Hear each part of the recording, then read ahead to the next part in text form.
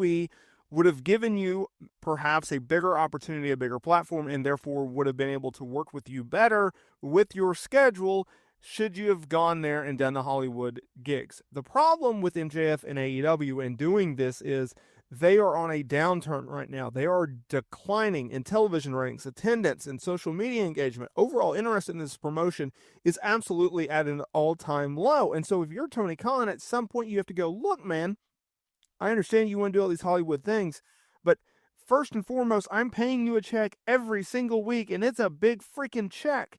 I need you. I need to be able to draw with you. I need to be able to promote you and say, hey, MJF is going to be on Dynamite this week doing this. Hey, MJF is going to be wrestling at this pay-per-view against this person. I need you to, hey, go out there and promote my product. Go out there and promote the brand. Go out there and promote MJF, and instead of just being stuck behind a pre-tape or just being off of television. I need you. That's the thing. That's the driving force. That is the crux of the problem.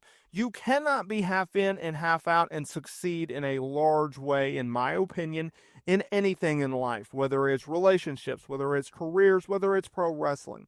All in, all out. What are you going to do?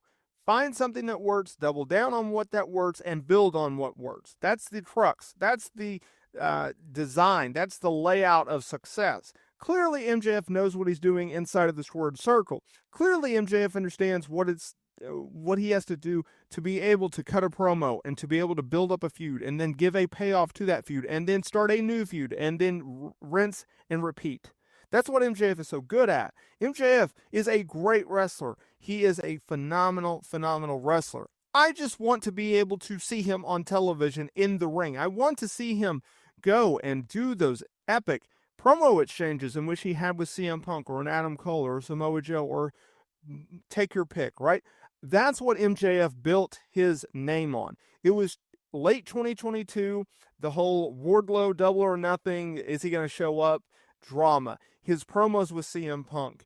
You pay to see MJF, whether it's your cable bill, whether it's your streaming service, whether it's your attendance, whatever it may be, you pay your money to see MJF on AEW television in the ring with a live microphone in front of, 25, 5,000, 10,000 people. That's what you want out of MJF.